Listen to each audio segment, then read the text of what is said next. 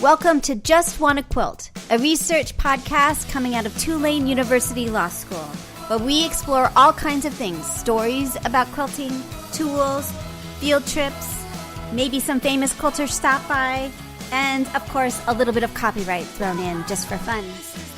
I'm Elizabeth Townsend Guard. I'm a law professor at Tulane University, and I just wanna quilt. So today we talk to Karla Overland. She is of Cherrywood Fabrics, the hand-dyed fabrics company, but she's also cherrywood-challenge, who is currently doing the Prince challenge, but also did Van Gogh and Lion King and Wicked, and she's amazing. I can't wait for you to hear the interview. I'm Karla Overland, and I'm calling from Brainerd, Minnesota. Awesome. And tell me your first memory of someone sewing or quilting in your life. Oh, my first memory is probably my aunt. She was a quilter. She was the only quilter in my background.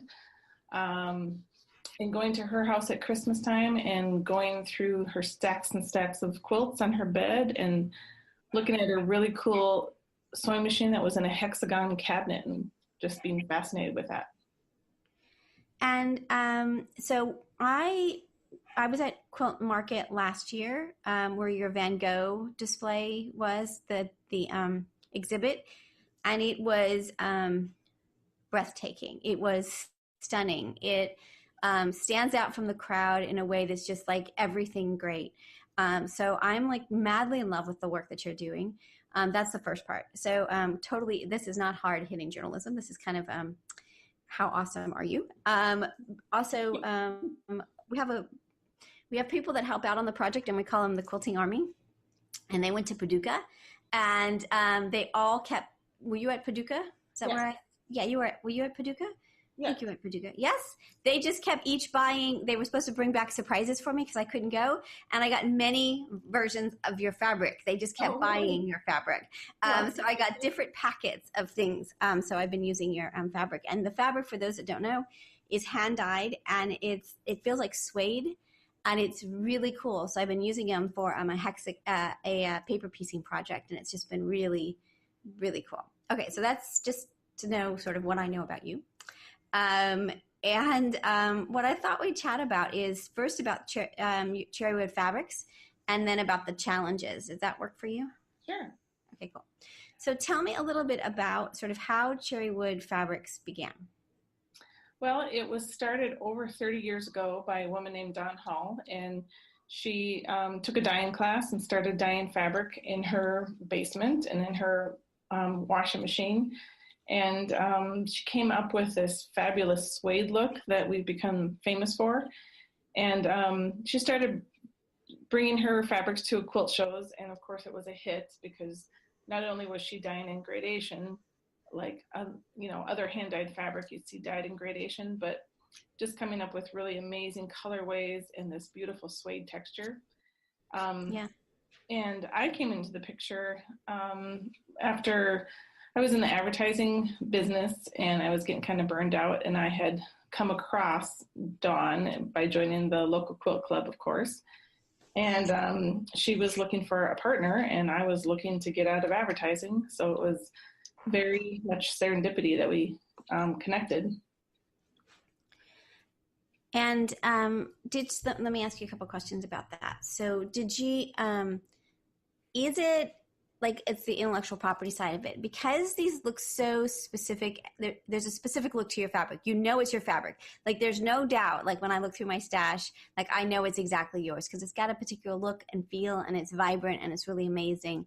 When she first did it, is it a particular technique? Does she protect it by, is she protected by patents or trade secrets? Like what makes it, or is it the branding that sort of everybody knows it's Cherrywood, and so you don't have competitor, and also I guess do you have competitors, but sort of what makes you, I guess? Oh, well, yeah, we definitely have a look. It's mostly branding. The suede look is not, it's not a patent, but we do keep it very close to our vest. It's the technique that we have come up with that gives it a special suede look. So that's very much protected. And it's all has to do with the raw goods that we start with, the steps that we take, and it's just something that we really hit on that's unique, that we're just coming up with unique color gradation. So kind of the whole thing, it's a branding for sure. And of course, my background is in advertising, so right, I which is know huge. branding. Yeah. Right. Like, I think kind of the most important background you can have at this point in the world, right? That we're all do you know the thing with the kid that's like who says, "Oh, broccoli is not part of my brand, mom." Like they won't eat their broccoli at night. Like we're all, and I talk to my law students a lot about this, about how important it is for them to have an identity, a brand, because that's the world that we live in. Is that everybody is expecting that you stand out. You can't just be like good at what you do. You have to be sort of branded as whatever it is that you are. In terms of your process, then, do you have employees signing like? Are you keeping that trade secret? Like, how are you keeping do you care about other people knowing how you do things, or? Yeah, up until I became sole owner in 2015, and I've started talking a little bit more about just how we do it, not giving away any secrets, but I do have my employees sign a no compete clause, and I'm giving the public a little bit of a peek into the behind the scenes. We've got a facility now that we actually give tours. That's interesting. We keep certain parts of the building secret, but yeah. I also think it's really important to, as part of the brand building, is the story behind the scenes, and right. Showing that this is 7 women in northern Minnesota dyeing fabric every day. It's not a huge factory. We call and we pick up the phone. It's either me or my 2 other employees, and just I think that's part of our brand, is that this is truly hand dyed, and it's a women run business. That's really interesting. So in terms of scaling up, we have somebody who's doing I don't think they're hand dyeing it. They're doing I'm gonna get it wrong. Screen print things, like I guess they're like stampy things, and they're really beautiful. But she's we've talked, and she's like, well, like I can only make so many, right? There's a moment of like, how do you scale this up? Did you find with the business, because it is hand dyeing, like was that a challenge, or like do you find the 7 women is enough? Do you find that you tell me about the business side of having a hand dye business in a world where so much of what we produce is industrialized China, that's what you're competing with. Right. Yeah, it's definitely a challenge. We when Dawn started out, it was just her, and now we've built, that was 30 years ago, but she's since passed away, and I have since moved the business to a larger facility where we're actually operating out of an old house for 20 years and dyeing the fabric in the basement and working on the middle floor and storing the fabric in the upper floor. Wow. And so we were very much limited by our environment, and we could only dye so much fabric because we just had so many limitations there. So we were actually not taking on wholesale orders for a while because we couldn't keep up. Now that we have this newer facility and everything's all on one level and we're so much more efficient, that's not as much a problem. But, as we grow, I constantly have to decide, do I need to hire someone to alleviate all the stress of growing, or do we just, that's such a added cost that I end up taking on more and more myself. So yeah, it's a constant balance of, I really should delegate, but it'd be so much cheaper if I just do it myself. It's hard, isn't it? Yes. It's really hard. What role does social media play in that? Because I feel like that part is what overwhelms people quite a bit, is and also you go to shows. I mean, you're doing a lot, right? Is your life just overwhelmed with stuff to do? I'm on the road a lot, and when I'm on the road, it's a week at a time. And, so that takes me out of the studio, takes me away from my family, of course. But I guess I'm kind of that person that's kind of connected to Facebook. I'm a Facebook junkie. And I don't do much more than that. A little bit of Instagram. I'm trying to, trying to make that more efficient, but I'm noticing such a good reaction from the social media family community. And if I post something on Facebook, like I can see results immediately, like I can see the orders come in, or I can Yeah.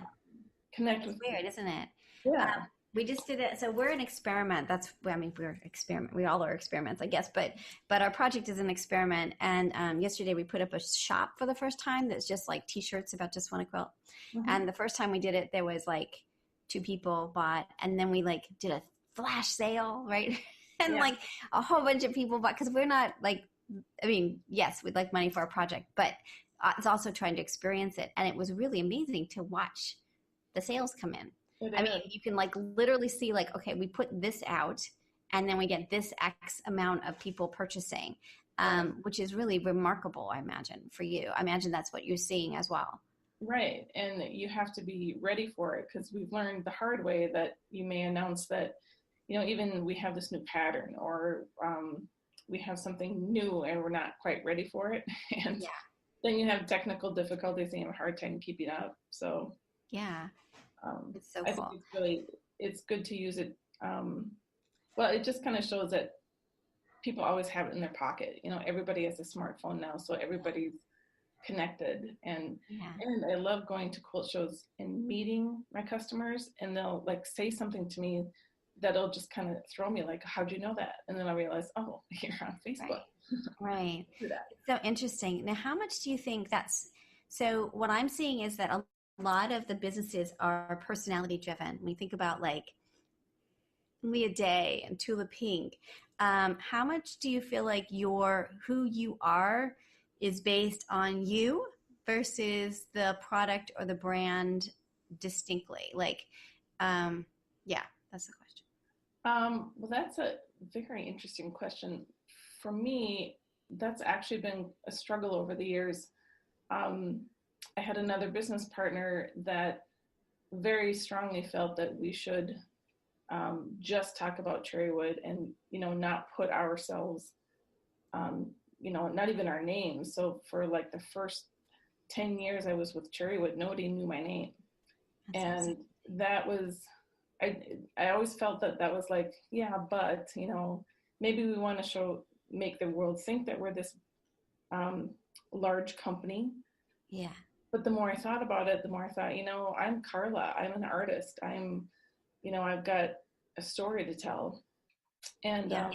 again, since I've taken over the business solely myself, obviously my name has to get out there, because I'm the go-to one. But yeah, it's been an evolution for me, because the more I talk about me personally and my background, and even the stories of our employees and how we make this, Yeah. I think the more popular we're getting. Yeah. It seems like we live in a really authentic, you put that in quotes, but I think authentic world, like people, especially I've seen in the quilting industry, but in general, like the real story behind things, the real Yes, people behind it.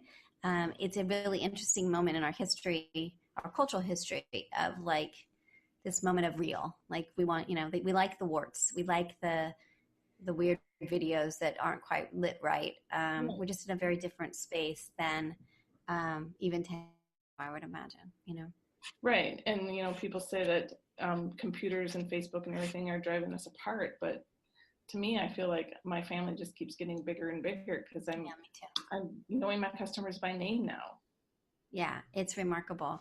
This project's been going now for a year, and it's completely changed my life in every way. Oh, sure. From the friends and the community, and I can only imagine sort of what your community must look like, because I'm sure you're super adored, and everywhere you go, people are learning more about you, and it's just like a thing. And this is a really interesting community that really likes that kind of space. Um, Yeah, those connections. And yeah, connection. Tell me how Cherrywood Challenges began and what it is. about 5 years ago, I had been going to Quilters Take Manhattan, which was a cool kind of weekend conference right downtown Manhattan. And part of the fun of it was not only the lectures, but we did things on the side, like going to Broadway plays. And it was planned that we were going to go see Wicked. And I had been kind of thinking about doing a challenge for a while. We had kind of tried smaller scale challenges with actually not very good success. And I thought, well, wouldn't that be cool if everybody who came to Quilters Take Manhattan and was going to Wicked wore something made out of cherrywood lime green, like the play. But of course, I can't come up with the idea, like I didn't have enough time for that. So instead of a wearable challenge, I thought, well, let's just do a quilt challenge. And I was introduced to a man who happened to be a quilter, and also he worked in the costume department of Wicked. So that was my in. And I kind of fleshed out this idea with other quilters in the industry and decided that I would just want to see one color.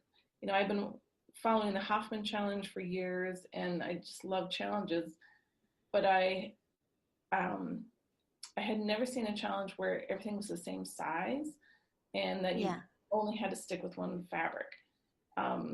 Or, you know, you could, other challenges I've seen, maybe there was even dolls and purses and wearables and quilts of different sizes. And it was, in my eye, I could just see this very cohesive kind of look. So that's where it started, and it launched it there and came up with a logo. And I, since I was talking to Wicked, actually the Gershwin Theater, I ended up dealing with the stage manager, which was amazing because she loved this idea because it basically I was doing all the hard work and she was getting all the credit. Well, not the credit. Yeah. You know, I was bringing in a totally different audience and kind of combining two popular audiences, finding out that a lot of quilters are also Broadway fans. So I was hoping that, you know, maybe like 25 entries would be kind of a nice display. And we ended up getting 114. Amazing. So that was totally overwhelming. So the other, you know, not only just using one color, but I wanted it to be all the same size. And of course they have to be cherrywood. And then, but I didn't want people to be squelched as far as like what they could do. So they could do any kind of embellishment they want. They could put these quilts together however they want. They just needed to be original ideas. So we got 119 entries, and they were actually mailing the quilts to us physically. So at the time we were still working out of that old house. So we had trips and trips to the post office to pick up all these boxes, stacks and stacks of quilts everywhere. It was just like a hit. So we, the first time that we got them all together and could see them all at once was in a gallery here in Brainerd. And it was just so cool to put those gallery lights on, and it just like lit up the whole room and it glowed green. And immediately people were like, oh my gosh, what are you doing next? What's your next color? So I thought, okay, we're onto something here. That's really cool. Now, in terms of the legal side of it, when you talked to the stage manager, did you have to do any kind of contract with them, or were they concerned with you guys? It's basically like orchestrated or like organized fan fiction in some way, right? Or fan art. Yeah, it is. And so what were their thoughts about people? Did they care? Like, were they worried? Well, I knew, you know, that's why I really wanted to make a connection with them, because not having done this before, and I didn't want to get sued, obviously. Right. And I was never asked to sign any contract. There was never, I almost kept waiting for that somebody to say, okay, now you need to pay this much in licensing fee. Yeah. And that never came up. So I just. And they were okay with you using Wicked, and they were okay, and they displayed it in their lobby. Then, and you, they gave me a couple of trademark using the nominative use of their. I mean, you could talk about that, but they were cool with all of that. Like that's what I'm trying to. What's interesting is because we do this project with the content industry too. They recognize that what you're doing is benefiting them, right? So that this is good for them. They're not worried about it. That's why they're not, you know what I mean? Like it's good. Right. Like you're spreading the Wicked word. As you said, they're not having to do any work. Yeah. And, you know, the brand is being shown in a positive light. You Yeah. know, nothing is negative about it. They did give me a couple lines of copy to put in the book that we publish. You know, it's like a photo book. So That's stating fun. that we got permission from them and Got it. giving the certain people credit, like the costume designers, they wanted the name listed. And Got it. And they but had requested that of the book that you include that info. yep, Yeah. Interesting.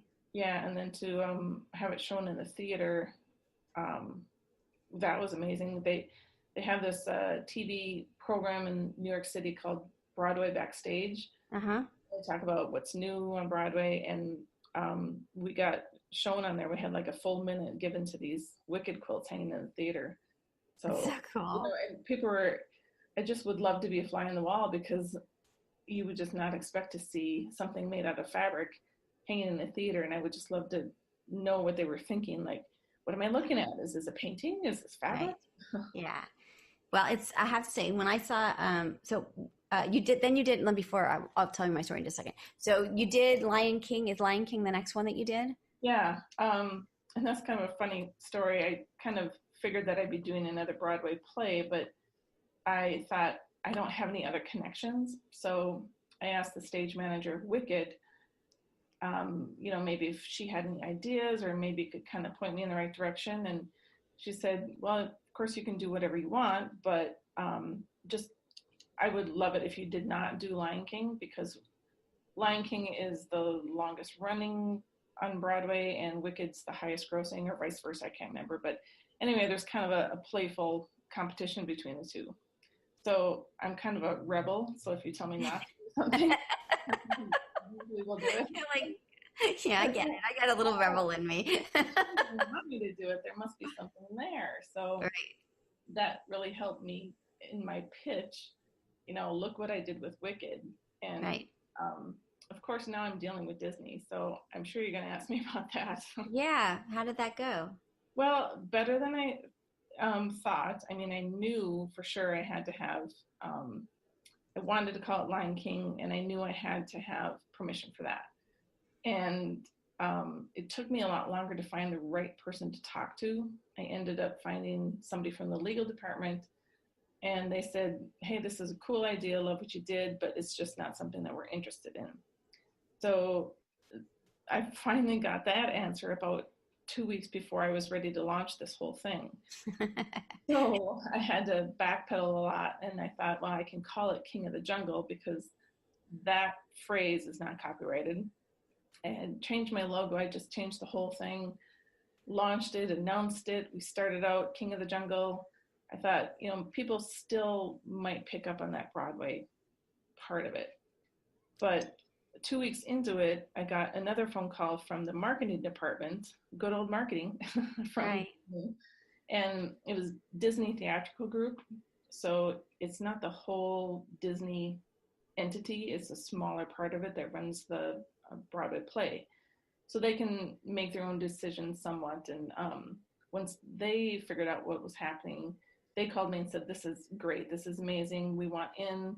How can we work with you? In fact, can you send us some fabric and we'll have one of our people make a quilt? And so, yeah, That's that was crazy. That crazy. just happened. That's a crazy. That, I mean, that's like, you know, it's like a movie. It's like a movie script or something. That Yeah, like, yeah, like the so did you change back the logo then and yeah, change? Did you? yeah. Yeah. Changed it back, and you know, I was like, "This is awesome. You know, what do you need from me?" And they said, "Well, we'd like to change your logo a bit. Is that okay?" I'm like, "Yes. You're give me whatever logo you want." That's really great. Yeah, Um, same thing with them. They just had to give me some legal speak for the book, the publishing part of it. so for the credits again, Yep. but no licensing fee, no worry about your use of it. No, Pretty I went chill about all of it. Again, because fan art, they're not worried about you making a profit on the fabric. They don't care. Like they're good with all of it. right. Yeah, they Interesting. actually provided me with the some photography that I could use in my advertising. They actually gave me a whole big book about how to use the logo, the specific color. I could Uh-huh. not crop the photos. You know, they gave me the guidelines to stick to, which, but again, I never had to sign anything, and I never had to pay any licensing fee. Yeah. Interesting. All right. So then, but you asked permission each time. So that's really Right. key to the story. Like you Right. weren't, they weren't like, even though like you recognized that part of the story and then it was a amicable relationship on Yeah. both sides. Yeah. Okay. Then you did Van Gogh. There we So go. tell me how you got to that one. Well, I had acquired an attorney, of course, for Disney. First time I've had an attorney in my whole life, but I thought, I'm kind of playing with the big boys here. I better make sure that I've got myself covered. So she's helped me along the way. Every time I kind of talk things through with her and say, what do you think? Is this, am I doing this the right way? And after getting through all the Disney stuff, she said, maybe you want to start thinking about something in the public domain, somebody Right. who's been dead 100 years, so their work is now in the public domain, and they don't have to worry about this. And she started listing people and things, and as soon as she said Van Gogh, I thought, oh, blue, that's it. I always just loved his blue skies and how Amazing. blue. Right. So then that was like a piece of cake compared to Disney. There was no family to contact. There was no hoops to jump through. So that's kind of how I landed on that one. And then did you work with a museum? Is there a Van Gogh museum that you worked with? I kind of, again, sent a proposal. I put together a letter, explain what I'm trying to do, send photos of what I've done in the past. And I sent that to the Van Gogh Museum in Amsterdam, the Kröller-Müller Museum, which is also in the Netherlands, the Modern Art Museum in Manhattan. Sent it to all sorts of things. So I thought somebody would kind of pick up on this. And even if we could just show, maybe not the whole exhibit, but maybe part of the exhibit in the lobby of one of these museums. And I tried really hard, but I got close with the Van Gogh Museum. Excuse me. The Van Gogh Museum, they really liked the idea, but they had just signed a deal with, I believe it was Robert Kaufman. They have a printed line of fabrics. Interesting. Van Gogh related, so a whole line of commercial fabric. So they thought, these are both fabric projects and we don't want to mess anything up, basically. So sorry, we can't do it. And I tried to convince them that this is a totally different thing. This is a contest. It's a exhibition. It's, it's art. It's fabric, but it's in a totally different vein. But couldn't convince them. So that's too bad. Yeah. And okay, so my experience, first of all, I have a terrible time reading. I'm a law professor, but so when we got to the market, we blew past the sign that was explaining what it was because it was so awesome and beautiful. I was with one of my former law students, who's now a lawyer, and we were just so mesmerized that we did not read the sign. So then we were in the middle of it, and it was like, it's like this overwhelming thing of beauty and all these pictures, and it's amazing, and like you feel like you're being wrapped in Van Gogh in this incredible way. And then we were such dorks because we were like, how did this happen? Because we hadn't read the sign. So we were like, how is it all the same color? And there was this, like it was like this, it was hysterical. So they didn't even know that they were going to be all the same size. Like, that's just amazing. Like, right. All the same. And what are they using the same fabric? Like, we were so ridiculous. Like we didn't even air it because we were like all we had to do was read the sign and we would have been like totally, but in our ridiculous kind of alien, like we do not know how to read. It was really, really, really amazing. I mean, it was just like each time you got to another, and the thing that I think is so amazing about it is it's just regular people. It is. Right? It's like, that's kind of what this podcast is about, right? So we interview... Sorry. It's okay. We interview famous people, obviously, you and others, but a lot of time is spent on regular people because I think like our voices aren't out there that as much as they should be. But with your project, it is. Like anybody, so tell us a little bit about the process, about like how do you get involved with a challenge? And you have a new challenge coming up. When are you announcing the new one? Oh, and we still have to do the Prince one too. So the Prince one I'm super, super, super interested in. But at this stage, just before we get to the Prince, tell us a little bit about how it works. Well, it's open to anybody. And of course, we've quietly grown with Wicked. A lot of people missed out on that one because if you hadn't heard of Cherrywood, not on our newsletter list, hadn't seen us at a quilt show, it wouldn't have been on your radar. I do some print advertising, so I was advertising there. And so a lot of people are like, well, I totally missed Wicked. But I don't have any levels of, there's not a professional, or amateur category. I've had people that are way beginning quilting to people who have won ribbons in national shows. And, that's just fine. It's a mix. It's what this is about, is making a personal challenge to yourself, pushing yourself to try something new, which is another reason that I made these quilts small, because it's not like intimidating. You don't have to invest a year of your time to make this small thing. So yeah, we have a really eclectic group of people. I've had the number of men that are entering has been growing. The number of international entries has grown. We just got an entry from Russia, a lot of European, South America. Cool. One of the people currently traveling in the Prince collection is from Brazil. And being an artist, I know what it's like to put your heart and soul into something and put it out there, and it's scary. And I just love the stories of people who said, the feedback I get of people who entered, I've never shown my work in public before, or I've never done a challenge, or I've never done an applique, and I thought, I can try it for this.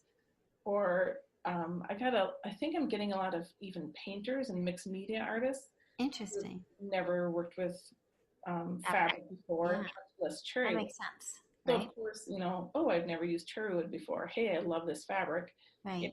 That's the business part of it. But personally, I just love hearing the stories of why people are taking the challenge and putting themselves out there. So tell me the business side of it, and then we'll get back to Prince, because Prince is like, I really have lots of questions. Okay, well, let's just do Prince right now. Then we'll get back to because I would just keep saying, okay, so Prince. So Prince is, how did you get to Prince, and what kind of legal worries did you have with that one? Well, let's back up to, of course, I'm in Brainerd, Minnesota, and most people won't know where that is, but we are about 2 hours northwest of Minneapolis, and Paisley Park is in Chanhassen, which is basically the Twin Cities, Minneapolis. So I grew up 200 miles from Prince's home, and all of us in Minnesota, we have such a connection, as everybody all over the world has a connection with Prince, but we really, He's yours. He's yours. Yeah, you guys get him. Yeah, and he's definitely purple, and I'm all about color. So I think in the back of my mind, that was always kind of like in the future that would be a good choice. And, not, of course, knowing that he would pass away so suddenly. So it was just meant to be, I think. Prince was. All right, so Prince is notorious for all kinds of things, right? So one of our big cases is a lawsuit that Prince did. Right. And his name and like blah blah blah blah blah, right? Like chaos, right? That and super protective, and none of his videos were on YouTube until he died. So were you a little worried about a Prince challenge with, so what happened there? Yeah, so I contacted Paisley Park again. I kind of tried to figure out who to talk to, who to email. Sent off my previous books to show them. And surprisingly, I got a response back from the general manager. So we did a lot of back and forth. She was really excited about the project, but it all came down to, of course, the Prince estate is still in chaos, from what I understand. Yeah. And now that he's passed away, Paisley Park is a museum. So they've got very strict laws about what is shown in the museum. Mm-hmm. And if it wasn't, made by Prince or wasn't owned by Prince, they cannot display anything in the museum. Interesting. So I've gone through Paisley Park, and part of the tour that you get at the end, there's a bunch of a wall of fan art. The chain link fence that surrounds Paisley Park is still full of a lot of fan art, but they brought a part of that inside. So I pointed that out to her and said that would be, a great little corner to display, even if we just displayed a dozen of them, or even just one. And I constantly kept trying to just, what if we just did this? But right. The Prince estate is just they're too strict about it. However, I'm not giving up, because I'm meeting more and more people who have connections to Paisley Park. So can't really say much now, but you just never know. Yeah. So were you concerned about using his image, his name, all of that? Like, did they give you permission? Did they know about you? Like, what's that legal side of that? I never got any written permission. Again, I'm talking a lot with my attorney. This is, I don't have the legal words for it, but it's fan art. It is fan art. The more I see out there of fan art on the internet, the more comfortable I feel that this project for me is, well, obviously it's complimentary, but I had to kind of put it in the laps of the artist, the people who are making the quilts, because they are making them, and they're not being sold, so they're not making them for profit. And I put the burden on the artist. So they needed to be comfortable with any copyright issues as far as using his logo. I told them to stay away from lyrics, because I know that's copyrighted. But images of Prince, you find them everywhere. And I kind of put the burden of that. Did you have them disclaim so that it's on them if there's a problem? Is that what you're like in terms of a project? So I think this spot. So my take on your project is that it's super, super important for fan art, because you're doing these big projects that are on shows, you're making books, and everything's okay so far. So that helps fan art in a huge way, right? Because it's part of the shows, it's part of your business model. It isn't just like a kid somewhere making a fan art thing, right? That it's legitimizing fan art in a way. And we're seeing that places like Disney and Wicked and Prince, these people that especially Disney and Prince, that have traditionally been very litigious, aren't with you. And so and hopefully that's huge, right? That's super huge. And you can kind of see why, right? Because then, so I don't know where I'm going with this, but I think your project is super, super important on so many levels beyond quilting, and really sort of gives us an insight into our world in terms of the place of transformative uses and place of fan-based projects like this. I think it's so amazing. Yeah, I guess I try not to think. I don't looking at it as big a picture as you are, because I think that would scare the crap out of me. Sorry, I probably should have done this while there was no phones.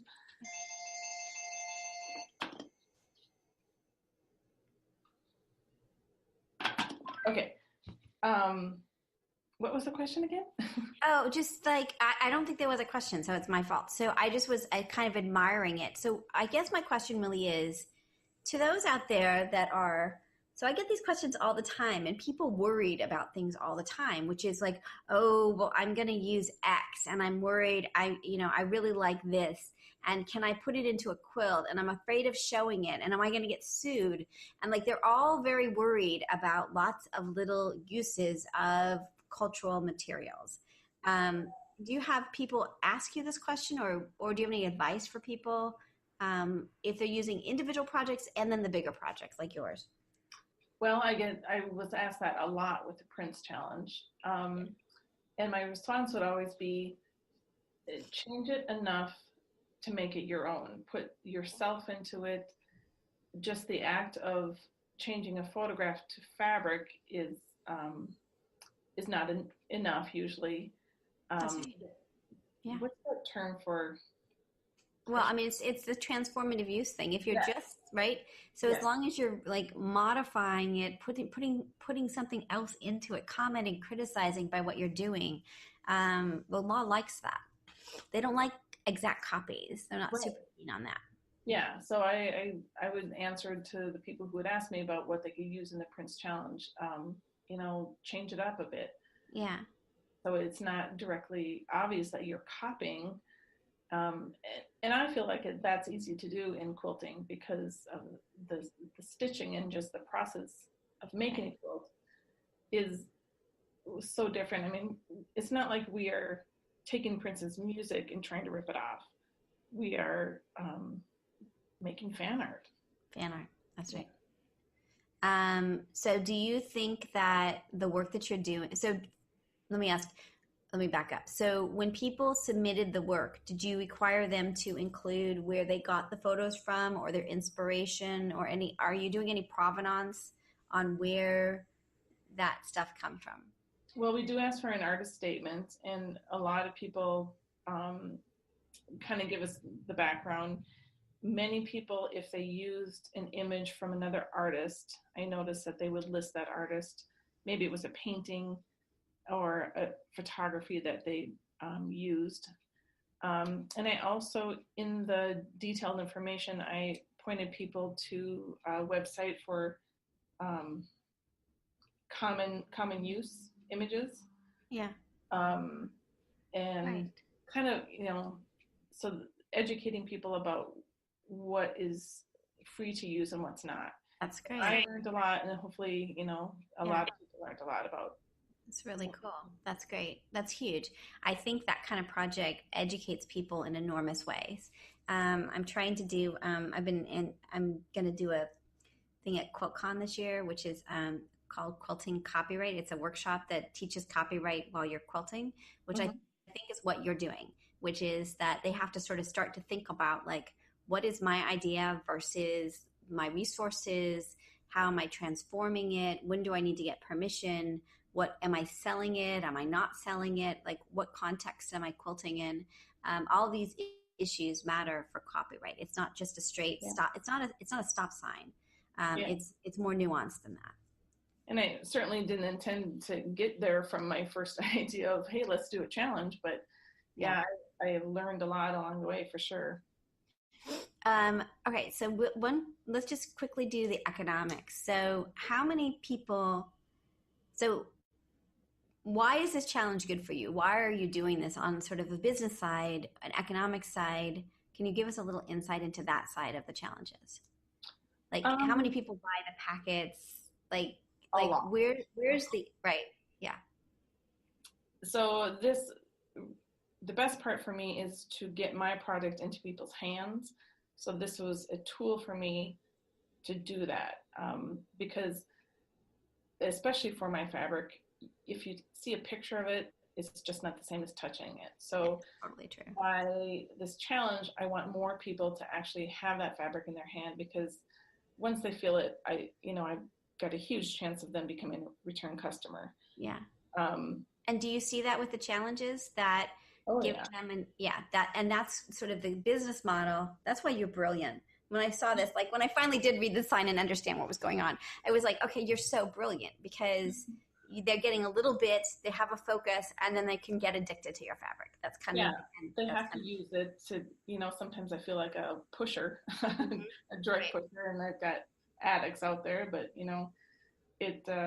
well, the Girl Scouts do it too, so I mean, yeah, exactly. And Girl Scout cookies.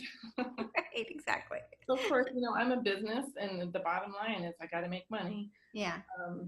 And the crossover into the mainstream, putting these quilts in places that you normally would never see a quilt.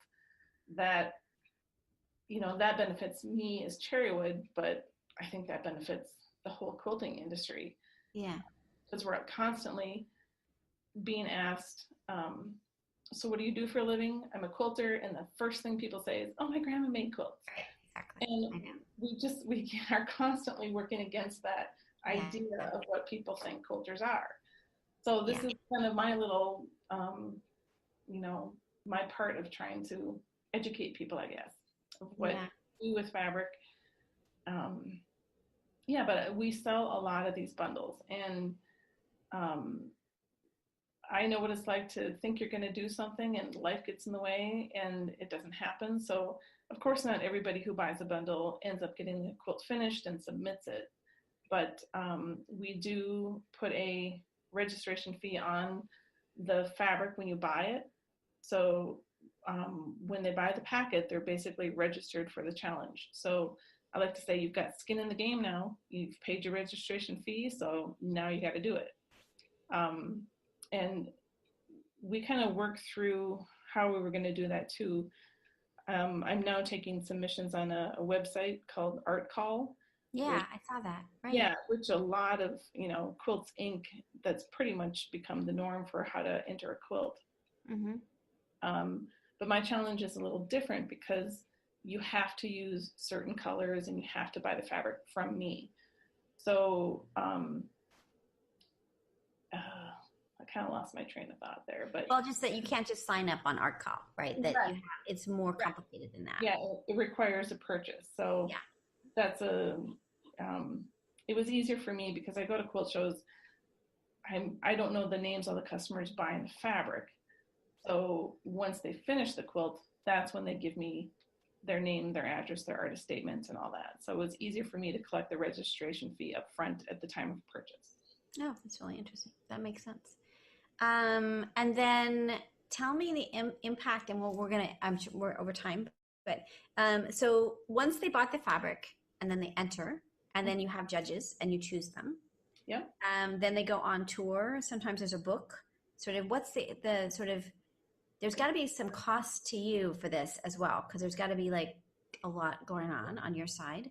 Yeah. And then do people say like, well, should I get a cut of the book, or do they recognize that it's just an honor to be part of the shows, or sort of the economics and sort of that side?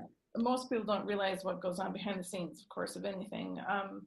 I have an employee here who's pretty much full-time babysitting these exhibits. She has to have contracts with all the quilt shows that they go to. They have to show proof of insurance. So she's writing up the contracts, getting the logistics of how to move these exhibits around the world. And it's expensive. Huge cost for that. And it's your cost. It's not that are the shows paying for the shipping? Well, the shows do pay to ship it to the next venue. So like the first time, like actually today I just realized was the first day grand opening of the Virginia Beach show where Prince is being shown. So we brought the quilts there. We paid to get them there, but now American Quilter Society will pay to send them to the next venue. So it'll keep progressing like that. So yes, they do give us a fee for the exhibit, which I think is a nominal fee, $200 to get these 75 quilts. Plus their other cost is the shipping. We have the cost of putting the exhibit together. We make these felt banners that they're attached to. We iron on the name onto the banner. Just the labor and cost of putting it together is huge. And at the end they travel for about 18 months. And when it's finished, like the Van Gogh exhibit is almost at the end of its tour life. So all those quilts go back to the artist. So it's really cool.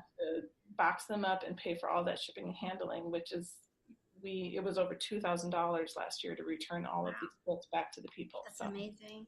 But you see that it's a benefit for the business because you're getting people to connect to the fabric. You're putting a book out.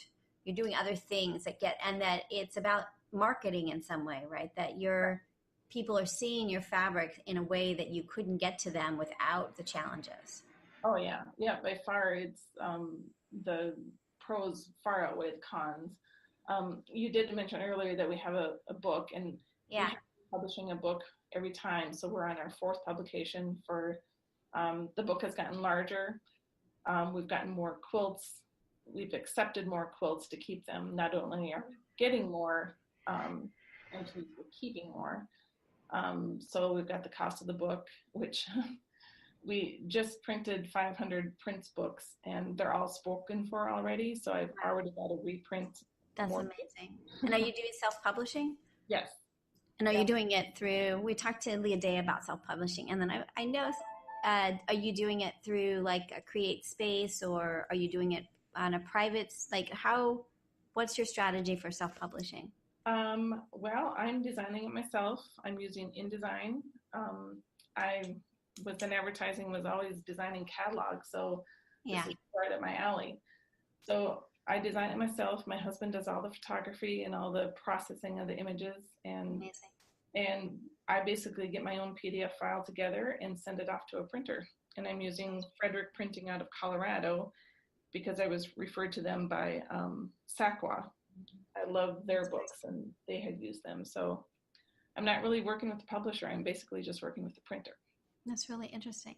And then will you sell this on Amazon, or just on your website, or at the shows that you go to? I haven't done Amazon yet. I wasn't sure if that was profitable for me, and knowing that I have the platform on my website and bringing them. You've got your fan base, and they're going to be totally into it.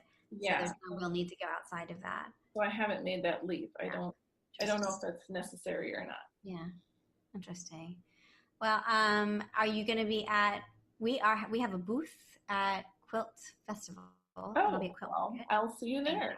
I know. It's so exciting. So we will come. I would love to come say hi. And when are you announcing the new challenge? At Houston. We're actually going to announce it. Houston. Oh my gosh. Houston Festival. So that's November 7th. Yeah. And we do a grand unveiling because we kind of build up. We've actually been taking pre-orders for people who don't care what it is. Yeah, they don't care what it is. That's totally, that is like the best, right? We started doing that, I think, 3 years ago, just to kind of test the waters, because people are always asking, what's the next one? What's the next one? And I was just amazed that people were willing to say, I'm doing it and I don't even know what I'm doing. I don't care what it is. Right? I love it. Well, I'm just this is so cool. I'm so excited to chat with you. And I think, again, in terms of the story that I'm trying to understand, you are such an important element to it because of the fan, and because you are a business, and sort of the business model you have is just so brilliant. I'm just really so excited that we got to chat. Well, thank you. That's very nice to hear, and it's very nice to chat with you. So this is Elizabeth Townsend-Gard. You've been listening to Just Wanna Quilt, a research podcast coming out of Tulane University Law School. We want to hear from you. Join our army, our quilting army. Go to our Facebook page. Suggest people